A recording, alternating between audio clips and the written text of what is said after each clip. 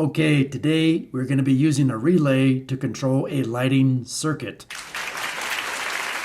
Safety first, remember to turn the power off before performing any electrical work. So there are 21 light fixtures in this gym underneath this commercial office building. Folks forget to turn the lights off all the time, so we want to install a motion sensor switch that will turn the lights off automatically when no one is in the gym. And so I went to Lowe's or Home Depot and bought a Leviton motion sensor switch, installed it, and it failed. So I thought that's kind of weird. It only failed after a few weeks of being installed. Bought another one. Same thing happened. So I looked closer at the rating, and you can see it's rated at 1200 VA, which stands for volt amps, and that's equivalent to 10 amps. And this is a 120 volt circuit we are working on. So the way you figure out or convert volt amps or watts to amps, simply use an online calculator like this one from rapidtables.com. You type in the numbers that you know, hit calculate, and it tells you how many amps. So what I did is I identified my load wire, the wire going to all the fluorescent lights in this gym. Put my clamp on amp meter around that wire, and you can see we're pulling 10.90 amps. So that's almost 1 amp above that 10 amp max for those motion sensor switches, which is why they failed. That was a mistake on my part. I should have done a load check with my amp meter from the very beginning. So hopefully let that be a lesson to you. Don't make my mistake.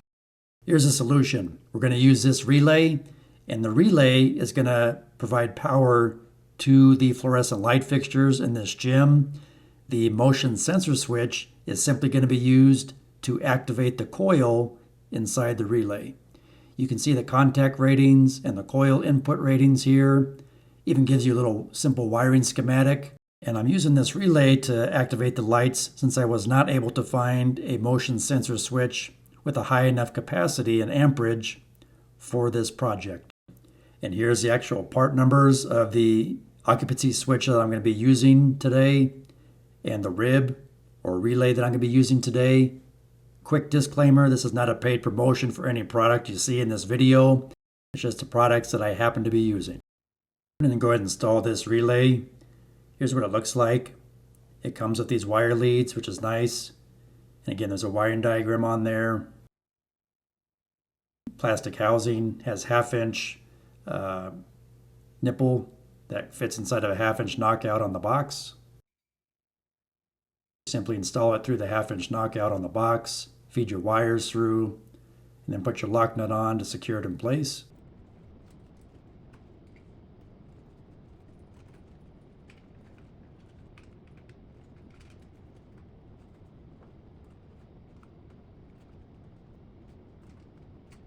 Now onto the wiring. So just follow the wiring schematic that's provided on the relay. Go one wire at a time. There's a couple wires that we're not going to be using, so I'm going to trim those shorter, and then I'm going to cap them off with a wire nut.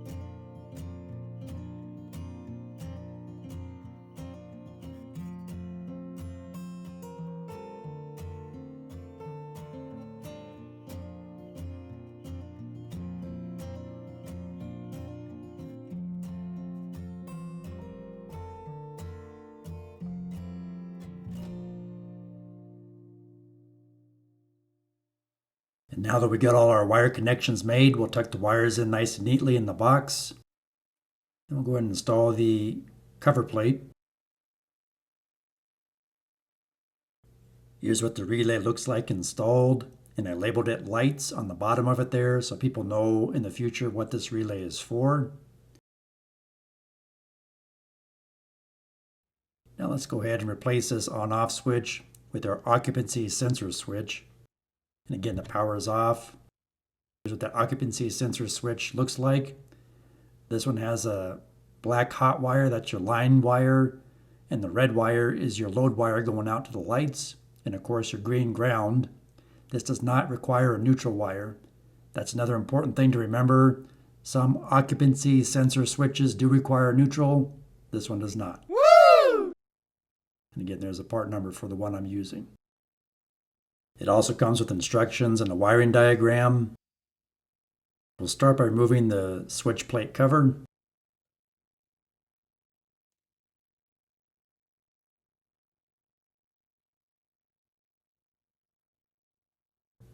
And now we're double checking just to make sure the power is indeed off.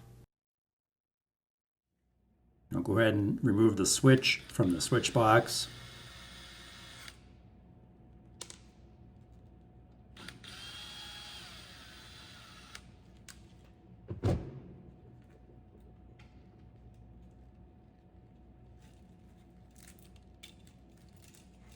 So the orange wire is our hot line wire coming into the switch.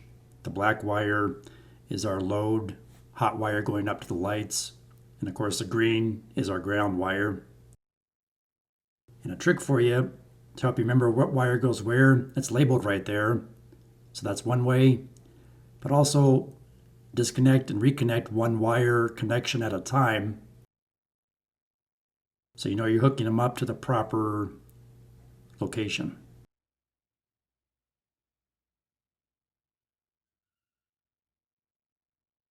And be sure to read, understand, and follow the manufacturer's installation instructions.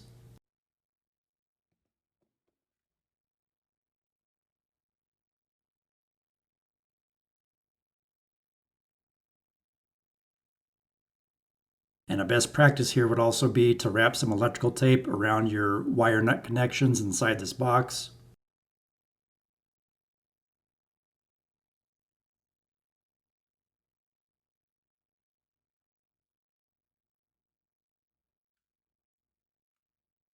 And then of course be sure to hook up your green ground wire.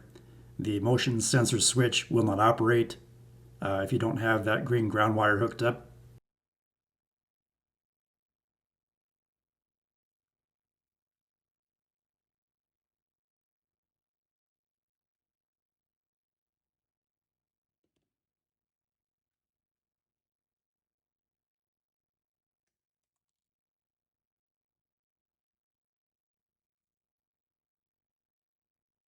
If you got any value out of this video, please consider subscribing. That helps this channel move up in the YouTube algorithm so we can help more people with their facilities and home maintenance tasks.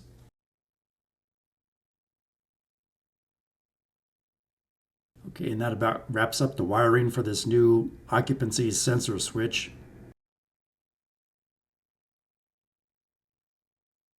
So now we'll go ahead and tuck the wires neatly back inside the box and attach the occupancy sensor switch to the box.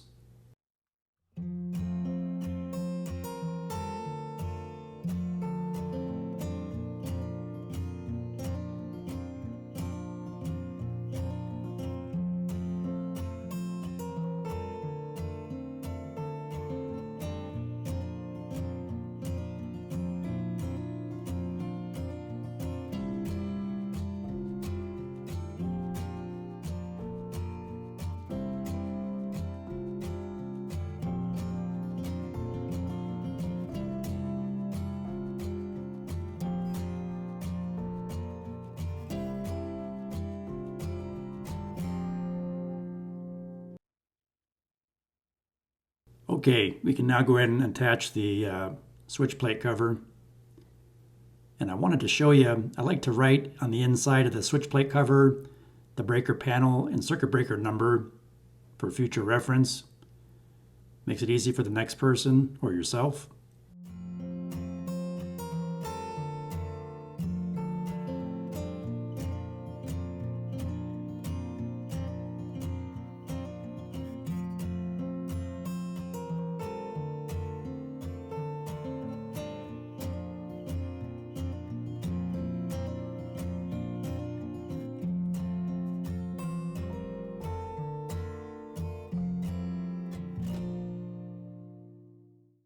Turn the breaker back on. We got power at the switch. You can see this has a built-in night light, and the lights turn on in the gym. And again, here's that wiring schematic that comes with this switch, how you can adjust the timing, and there's a specs. So I'm going to quickly remove the cover again and show you how to adjust the timing on the switch. You now remove this little cover next. And you can see a little adjustment wheel in there with an arrow. You just take a small flathead screwdriver and adjust it where you want it. If you want it to stay on longer or shorter periods of time, you can adjust it up to a max of 30 minutes of on time. If it doesn't detect any motion after 30 minutes, it'll shut the lights off. Then replace a little cover, push button cover, and then of course the big switch plate cover.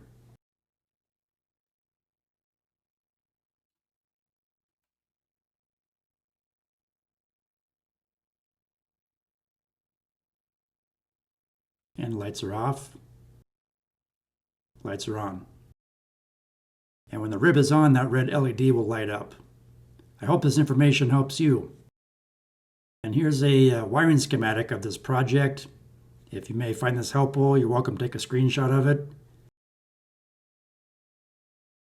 I also want to tell you about a practical facilities maintenance handbook available now on Amazon in ebook and paperback format. It has common facilities documents, signage, tags, resource and training material, as well as shop equipment drawings in the back of the book that you can use to fabricate equipment for your facility. I hope you find it helpful. The link for this book is in the video description below. And if you need shirts, hats, mugs, or weather-resistant stickers to label things around your facility, there is a link in the video description for this facilities maintenance store where you can buy these products that you see here and more. Please like, share, subscribe, leave me a comment, and thanks for watching.